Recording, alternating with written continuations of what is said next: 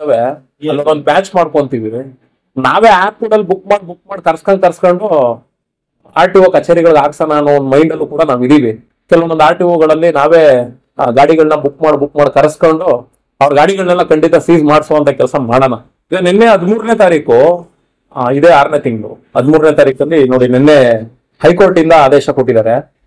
ಈಗ ಸೋಮವಾರದಿಂದ ಅಂದ್ರೆ 16ನೇ ತಾರೀಕಿಂದ ಯಾವುದೇ ಕಾರಣಕ್ಕೂ ಯಾವುದೇ ರೀತಿಯ ಆಪ್ ಸಂಸ್ಥೆಗಳು ಬೈಕ್ ಟ್ಯಾಕ್ಸಿಗಳನ್ನ ನಡೆಸೋ ಆಗಿಲ್ಲ, ಸಂಪೂರ್ಣವಾಗಿ ಸ್ಥಗಿತಗೊಳಿಸ್ಬೇಕು ಅನ್ನೋ ರೀತಿಯಲ್ಲಿ ಹೈಕೋರ್ಟ್ ಆದೇಶನ ಕೊಟ್ಟಿದೆ.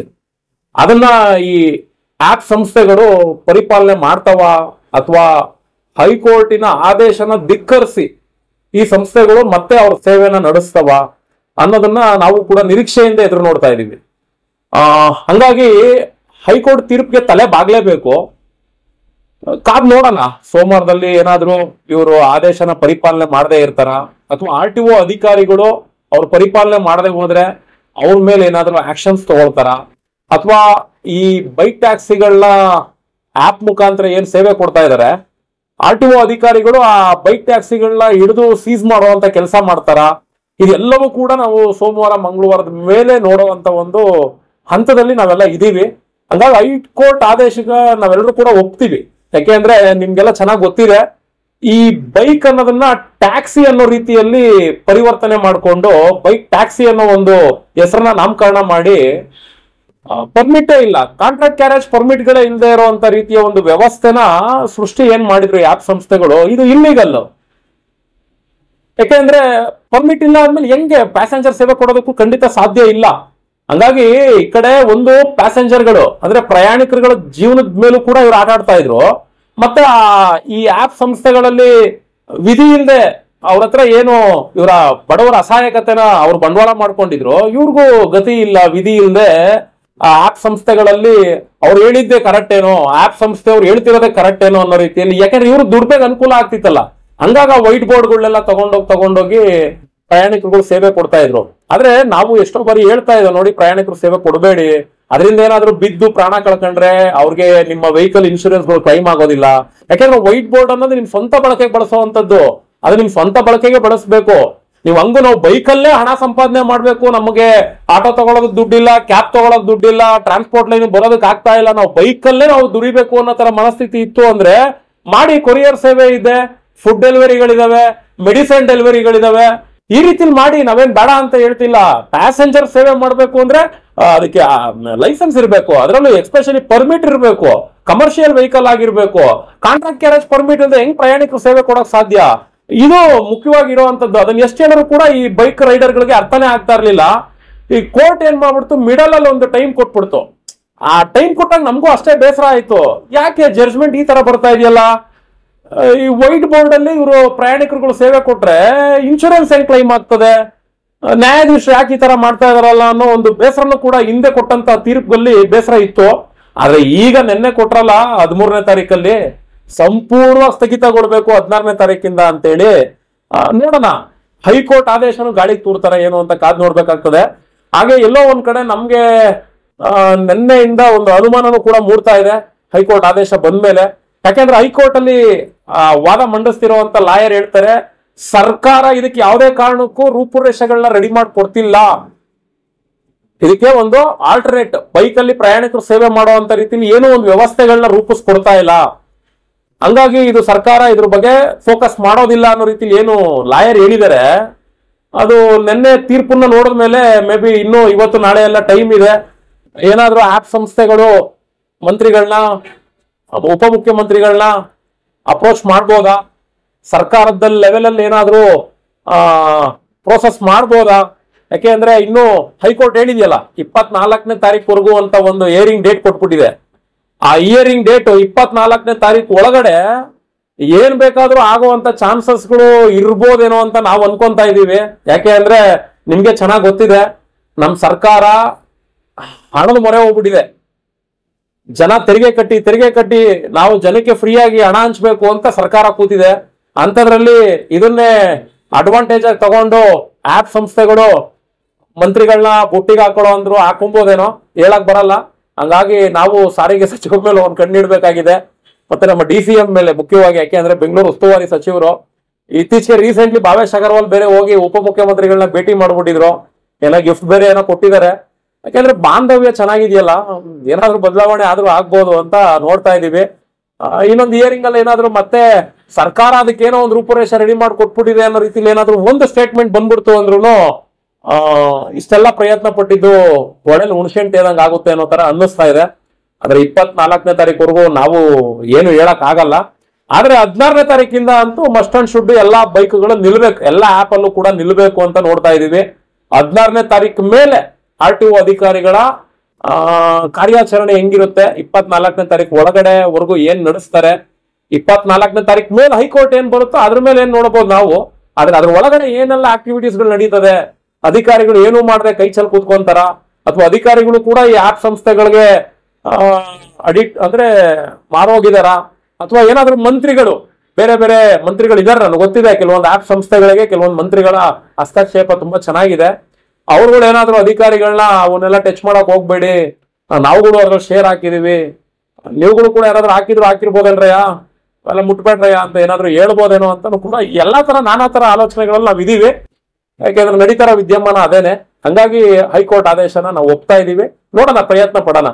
ಹಿಂದೆನೂ ಕೂಡ ಈ ರ್ಯಾಪಿಡೋ ಬರೋದಕ್ಕಿಂತ ಹಿಂದೆ ಈಗೇನ್ 4 ವರ್ಷ ಈ ಬೈಕ್ ಟ್ಯಾಕ್ಸಿ ವಿಚಾರದಲ್ಲಿ ಕೋರ್ಟ್ ಅಲ್ಲಿ ಕೇಸ್ ನಡೀತಾ ಇತ್ತು, ಅದಕ್ಕಿಂತ ಹಿಂದೆನೂ ಓಲಾ ಊಬರ್ ಅಲ್ಲಿ ಬೈಕ್ ಟ್ಯಾಕ್ಸಿಗಳು ರನ್ ಆಗ್ತಾ ಇದ್ವು. ಅವಾಗ್ಲೂ ಅಷ್ಟೇ ವೈಟ್ ಬೋರ್ಡ್ ಅಲ್ಲೇ ರನ್ ಮಾಡ್ತಾ ಇದ್ದಿದ್ದು.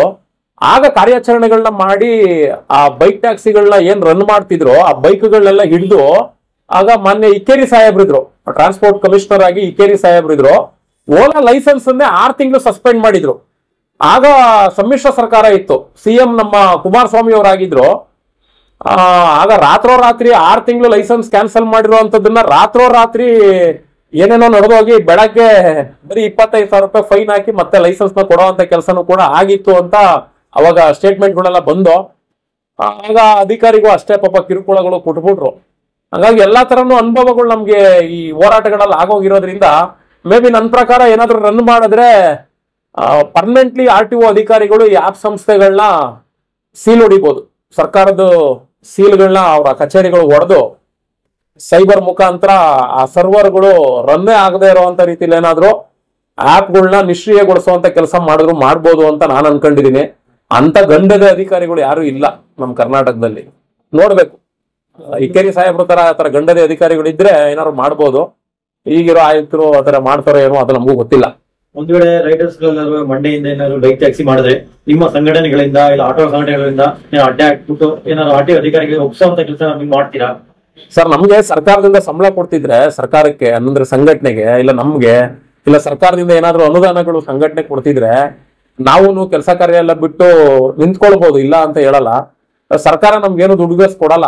ಈಗ ನಾವು ಆತರ ಎಲ್ಲ ಹಿಡಿದು ಅವ್ರನ್ನ ತಗೊಂಡೋಗಿ RTOದಲ್ಲಿ ಒಪ್ಸಿದ್ರು ನಿಮ್ಗೆ ಚೆನ್ನಾಗ್ ಗೊತ್ತಿದೆ, ಒಳ್ಳೇದ್ ಮಾಡೋರ್ಗೆ ಹೋದವ್ರಿಗೇನೆ ಕೇಸ್ ಹಾಕೋದು. ಹಂಗೆ ನಾವು ಈ ರೀತಿಲೆಲ್ಲ ಕಾರ್ಯಾಚರಣೆಗಳು ಮಾಡಿ ಅಂತ ಹೇಳಿ ಅವ್ರು ಸಪೋರ್ಟ್ ಮಾಡಕ್ ಹೋದ್ರೆ ನಮ್ಮ ಮೇಲೆ ಕೇಸ್ ಹಾಕ್ರು ಹಾಕ್ಬೋದು. ಆದ್ರೂ ಒಂದು ಆಟ ಆಡೇ ಬಿಡ್ತೀವಿ ಸರ್, ನೋಡೇ ಬಿಡೋಣ ಅದೇನಾಗ್ತದೋ ಆಗ್ಲಿ, ನೋಡೋಣ. ನಮ್ಮ ಸಂಘಟನೆ ನೋಡೋಣ 16ನೇ ತಾರೀಕು ಮೇಲೆ ರನ್ ಮಾಡಿದ್ರೆ ನಮ್ಮ ಸದಸ್ಯರ ಹತ್ರನೂ ಎಲ್ಲ ಮಾತಾಡ್ತೀವಿ. ಅವ್ರಾದ್ರೂ ರನ್ ಮಾಡ್ತಾರೆ ಅಂದ್ರೆ ಎಲ್ಲೆಲ್ಲ RTO ಕಚೇರಿಗಳಿದಾವೆ ಅಲ್ಲೊಂದು ಬ್ಯಾಚ್ ಮಾಡ್ಕೊಂತೀವಿ. ನಾವೇ ಆಪ್ ಕೂಡಲ್ಲಿ ಬುಕ್ ಮಾಡಿ ಕರ್ಸ್ಕೊಂಡು RTO ಕಚೇರಿಗಳಿಗೆ ಹಾಕ್ಸೋಣ ಅನ್ನೋ ಒಂದು ಮೈಂಡ್ ಅಲ್ಲೂ ಕೂಡ ನಾವ್ ಇದೀವಿ. ಫಸ್ಟ್ ಅಧಿಕಾರಿಗಳು ಮಾಡ್ಲಿ, ಸಂಬಳ ತಗಂತಾರೆ, ಅವ್ರು ಮಾಡ್ಲಿ. ಅವ್ರು ಏನು ಮಾಡಕ್ ಆಗ್ಲಿಲ್ಲ ಅಂದ್ರೆ ಆಮೇಲೆ ಪ್ರಶ್ನೆ ಮಾಡಿ ಕೇಳ್ತೀವಿ, ಇನ್ನು ರನ್ ಆಗ್ತಿದ್ಯಲ್ರಿ, ಹೈಕೋರ್ಟ್ ಆದೇಶ ಕೊಟ್ರು, ಯಾಕೆ ನೀವೇನು ಕಾರ್ಯಾಚರಣೆ ಮಾಡಲ್ವಾ ಅಂತ. ಇಲ್ಲ ನಾವೇನು ಮಾಡಲ್ಲ, ನೀವೆಲ್ಲ ಸಪೋರ್ಟ್ ಕೊಡೋದಾರೆ ಮಾಡ್ತೀವಿ ಅಂದ್ರೆ ಕೆಲವೊಂದೊಂದು RTOಗಳಲ್ಲಿ ನಾವೇ ಗಾಡಿಗಳನ್ನ ಬುಕ್ ಮಾಡಿ ಕರೆಸ್ಕೊಂಡು ಅವ್ರ ಗಾಡಿಗಳನ್ನೆಲ್ಲ ಖಂಡಿತ ಸೀಸ್ ಮಾಡಿಸುವಂತ ಕೆಲಸ ಮಾಡೋಣ. ಈಗ ನಿನ್ನೆ ಜಡ್ಜ್ಮೆಂಟ್ ಬಂದಿದೆ, ನಿಮ್ಮ ಸಂಘಟನೆಗಳಿಗೆ ಸಿಕ್ಕ ಜಯನ ಅದು? ಸರ್, ಇದು ಸಂಘಟನೆ ಅನ್ನೋದಕ್ಕಿಂತ ಪ್ರತಿಯೊಬ್ಬ ಆಟೋ ಚಾಲಕನ ಶ್ರಮ ಇದ್ರಲ್ಲಿ ಇದೆ. ಯಾಕೆಂದ್ರೆ ನೀವೆಲ್ಲ ನೋಡಿರ್ಬೋದು, ಸಾಕಷ್ಟು ಸೋಷಿಯಲ್ ಮೀಡಿಯಾಗಳಲ್ಲಿ ಈ 2 ವೀಲರ್ಗಳಲ್ಲಿ ರೈಡಿಂಗ್ ಹೋದಂತ ಸಂದರ್ಭದಲ್ಲಿ ಆಟೋ ಡ್ರೈವರ್ಗಳು ನಮ್ ಸಂಪಾದನೆ ಆಗ್ತಿಲ್ಲ, ನಮ್ಮ ಹೊಟ್ಟೆ ಮೇಲೆ ಹೊಡಿತಾ ಇದ್ದೀರಾ ಅಂತ ನಾನಾ ತರ ಪ್ರಶ್ನೆಗಳನ್ನ ಕೇಳಿದ್ದಾರೆ. ಮತ್ತೆ ನಾನಾ ತರ ವಿಧವಾದ ರೀತಿಯಲ್ಲಿ ಹೋರಾಟಗಳನ್ನೇ ಮಾಡ್ಕೊಂಡ್ ಬಂದ್ಬಿಟ್ಟಿದ್ದಾರೆ.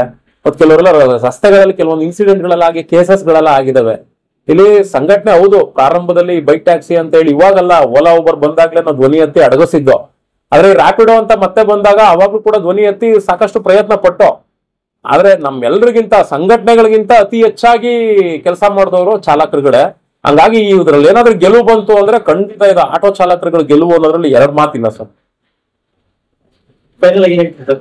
ಸರ್ ಫೈನಲಿ ನಾನು ಹೇಳೋದಿಷ್ಟೇ, ನೋಡಿ ಸರ್ಕಾರ ಇದಕ್ಕೆ ನಿಯಮಾವಳಿಗಳನ್ನ ರೂಪಿಸ್ತು ಅಂದ್ರೆ ನಾವು ಹೆಲ್ಪ್ಲೆಸ್ ಆಗ್ತೀವಿ. ಆದ್ರೆ ನಿಯಮಾವಳಿ ಸರ್ಕಾರ ರೂಪಿಸಿಲ್ಲ ಅಂದ್ರೆ ನಾವು ಖಂಡಿತ ಸರ್ಕಾರಕ್ಕೆ ಅಪ್ರಿಶಿಯೇಟ್ ಮಾಡ್ತೀವಿ, ಇದು ಪ್ರಾಮಾಣಿಕ ಸರ್ಕಾರ, ನಿಷ್ಠಾವಂತೆಯ ಸರ್ಕಾರ ಅಂತ ಹೇಳಿ. ಇಲ್ಲ ಒಂದ್ ಕಡೆ ಅದಕ್ಕೆ ರೂಪುರೇಷೆಗಳನ್ನ ರೆಡಿ ಮಾಡಿ ಅದಕ್ಕೆ ಏನಾದ್ರು ಅನುಕೂಲ ಮಾಡ್ಕೊಟ್ಬಿಡ್ತು ಅಂದ್ರೆ ನನ್ನ ಪ್ರಕಾರ ನಾವು ಅನ್ಕೊಂತೀವಿ ಇದರಲ್ಲಿ ಮಂತ್ರಿಗಳೆಲ್ಲ ಮಾರಾಟ ಆಗಿದ್ದಾರೆ ಅಂತ. ಹಂಗಾಗಿ ಸರ್ಕಾರದ ಕಡೆಯಿಂದ ಆಯ್ತು ಅಂದ್ರೆ ನಾವು ಏನು ಮಾಡಕ್ ಬರಲ್ಲ.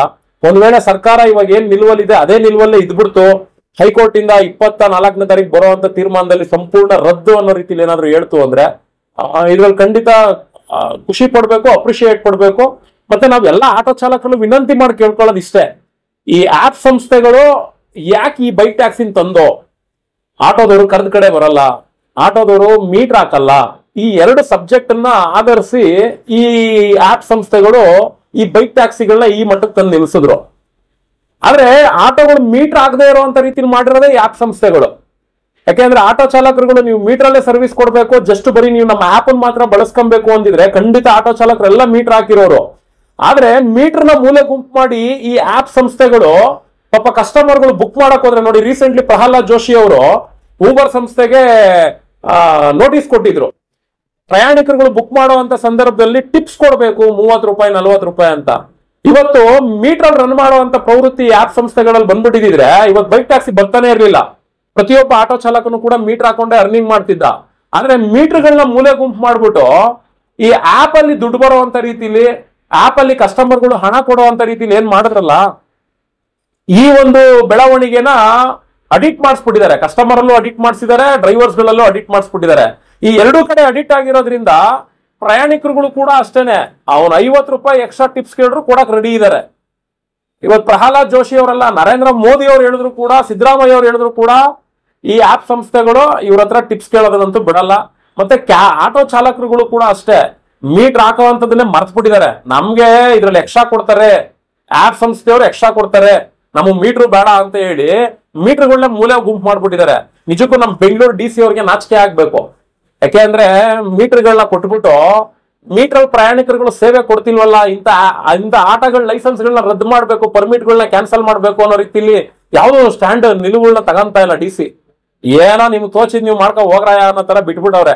ಹಂಗಾಗಿ ಆಟೋ ಚಾಲಕರುಗಳು ಈ ಪ್ರಯಾಣಿಕರುಗಳು ಆಪ್ ಸಂಸ್ಥೆಗಳಲ್ಲಿ ಬುಕಿಂಗ್ ಮಾಡ್ತಾರಲ್ಲ, ಅದ್ರಲ್ಲಿ ಎಕ್ಸ್ಟ್ರಾ ದುಡ್ಡುಗಳು ಬಂದ್ರು ಕೂಡ ಆಟೋ ಚಾಲಕರುಗಳು ತಗೊಳ್ಳುವಂತ ರೀತಿಲಿ ಆಗಿರೋದ್ರಿಂದ ಪ್ರತಿಯೊಬ್ಬ ಪ್ರಯಾಣಿಕರುಗಳು ಸುಲಿಗೆ ಮಾಡ್ತಾರೆ ಅಂತ ಹೇಳಿ ಇವತ್ತು ಆಟೋ ಚಾಲಕರುಗಳನ್ನ ಬೈಯೋ ಅಂತ ಸ್ಟೇಜ್ಗೆ ಹೋಗ್ಬಿಟ್ಟಿದೆ. ಹಂಗಾಗಿ ಇದು ಬದಲಾವಣೆ ಆಗ್ಬೇಕು ಅಂದ್ರೆ ಮೀಟರ್ ಸರ್ವಿಸ್ ಕೊಡ್ಬೇಕು, ಅದು ಕ್ಯಾಬ್ ಆದ್ರೂ ಸರಿ, ಆಟೋದಾದ್ರೂ ಸರಿ. ಆ ಪ್ರವೃತ್ತಿ ನೀವೆಲ್ಲ ಕೈ ಜೋಡಿಸಪ್ಪ ಅಂತ ಹೇಳಿ ಎಲ್ಲರಲ್ಲೂ ಕೈ ಜೋಡಿಸಿ ಮನವಿ ಮಾಡ್ಕೊಂಡ್ಬಿಡ್ತೀವಿ.